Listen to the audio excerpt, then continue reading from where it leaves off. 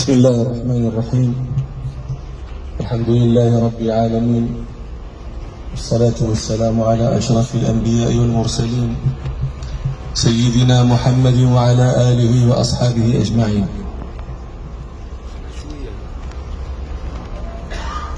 في الحديث الذي تعرفونه جميعا قال صلى الله عليه وسلم: الحج عرفة. نحن في هذا اليوم الذي ذكر صلى الله عليه وسلم أنه الحج عرفة، أي الحج هذا اليوم. يريد صلى الله عليه وسلم أن عرفة هو الركن الأعظم من أركان الحج. لماذا؟ لأجل ما يكون فيه من الجائزة الكبرى التي ينقلب بها أهل الموسم. نسأل الله أن نكون منهم. روى مسلم في الصحيح أن رسول الله عن عائشة رضي الله عنها أن رسول الله صلى الله عليه وسلم قال: ما من يوم أكثر من أن يعتق الله فيه عبدا من النار من يوم عرفة. ليس يوجد يوم يكثر ربنا سبحانه فيه من عتق عباده من النار من يوم عرفة. قال صلى الله عليه وسلم في هذا الحديث: ثم إنه ليدنو، الله سبحانه وتعالى إنه ليدنو فيباهي بهم الملائكة. وفي الحديث الذي رواه الطبراني وحديث طويل يخاطب فيه رسول الله صلى الله عليه وسلم رجلين، من جملة ما يقول لهما لأحدهما: وأما وقوفك بعرفة فإن الله عز وجل يهبط إلى السماء الدنيا فيباهي بكم الملائكة يقول: انظروا إلى عبادي جاءوني شعثا من كل فج عميق يرجون رحمتي فلو كانت ذنوبكم كعدد الرمل أو كقطر المطر أو كزبد البحر لغفرتها. أفيضوا عبادي مغفورا لكم ولمن شفعتم له. نسأل الله أن نكون في هؤلاء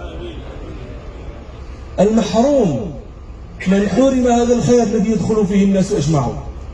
نسأل الله أن لا يجعل فينا محروما. وأنتم تعلمون أنه صلى الله عليه وسلم قال حجر الترمذي وغيره: خير الدعاء دعاء يوم عرفة،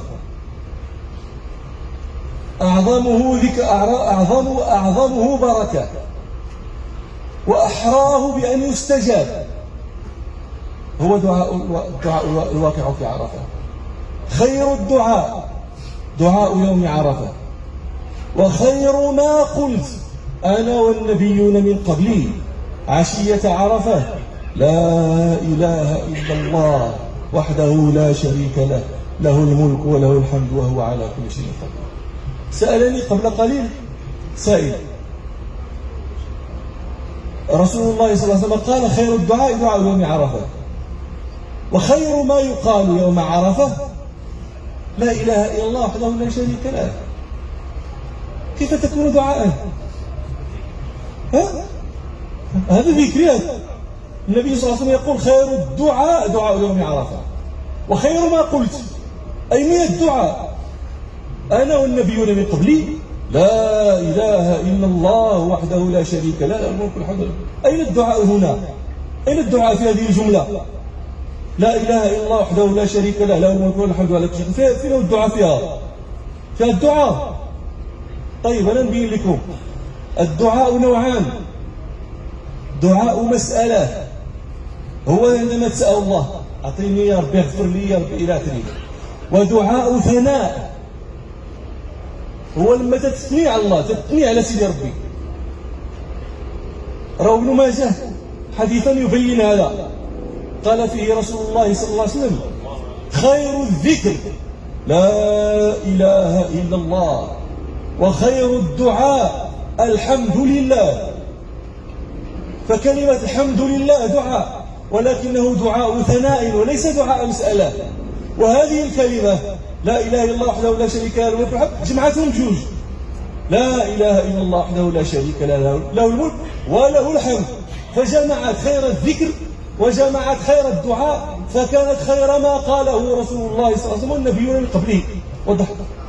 طيب إذن هذه العشية أكثروا فيها رحمكم الله من هذا الذكر الذي هو خير ما يقال، وأكثروا فيها من الدعاء، وليدعو امرؤ بما شاء. اللي ما عرفش اش يقول، رواه مسلم في الصحيح عن عمرو بن العاص رضي الله عنه أن رسول الله صلى الله عليه وسلم قال فيما يرويه عن ربه عز وجل، هذا حديث قدسي، الله تعالى هو يتكلم، يقول فيه ربنا سبحانه: يا عبادي إني حرمت الظلم على نفسي وجعلته بينكم محرما فلا تظالموا. يا عبادي كلكم ضال إلا من هديته فاستهدوني أهدكم. هذا هو استهدوني، أي سالوني الهداية، اطلبوا مني الهداية لتعلموا قيمة هذا الدعاء. انظروا أن ربنا سبحانه جعله في فاتحة الكتاب التي لا تصح الصلاة إلا بها. أنت تصلي تركع سجود أي تكون في الوضع الذي يكون فيه العبد أقرب إلى ربه. واش كاين شي هداية أكثر من هذه؟ ومع ذلك تقول له اهدنا الصراط المستقيم. لماذا ربنا يلقننا هذا الدعاء في فاتحة الكتاب التي افتتح بها كتابه والتي لا تصح صلاة المسلم إلا بها؟ لقدر هذه النعمة، نعمة الهداية. لماذا؟ لأنك إن لم يهدك الله لم تهتدي. وشوفوا واحد القضية، ما قالش سيدي ربي في الفاتحة اهديني الصراط المستقيم. ما أنت تصلي، ياك أنت تصلي، واخا كاع في السرية، واخا تصلي في دارك النافلة، واخا قيام الليل، واخا بوحدك، ما كتقولش اهديني الصراط المستقيم، كتقول اهدينا الصراط المستقيم. علاش؟ هذه تجليات الرحيم سبحانه، لأنه تقدر أنت تكون من الذين لا يستجاب دعاؤهم. إذا دعيتي الراس، كنتي تدعي أنت الراس ما عمر لا يستجب لك. تدير شي حاجة الله تعالى تيرفض بها دعائك، ولكن تيكون واحد آخر تدعي لك، قال سيدي ربي اهدنا ليدعو بعضنا لبعض لعل بعض من يشقى يدخل في دعاء بعض من يرحم. ولذلك كان من دعاء الصالحين والعلماء الذي كنا نسمع عندما يدعون يقولون: وهذه المسيئين منا للمحسنين. حنا يا ربي فينا المسيئين اللي انت ما تستجب لهمش، لما تدير الاساءه، ولكن كاين واحد المحسن تيقول لك يا ربي اهدينا، يا ربي دخلنا معاه في هذيك النار، اهدينا الصراط المستقيم. هذه دعوه. يا عبادي كلكم ضال الا من هديته فاستهدوني اهدكم. يا عبادي كلكم جائع إلا من أطعمته فاستطعموني أطعمكم. يا عبادي كلكم عار إلا من كسوته فاستكسوني أكسكم. يا عبادي يا عبادي إنكم تخطئون بالليل والنهار وأنا أغفر الذنوب جميعا فاستغفروني أغفر لكم. تخذ لك الدعاء، دعيتي مع أولادك، مع مرأة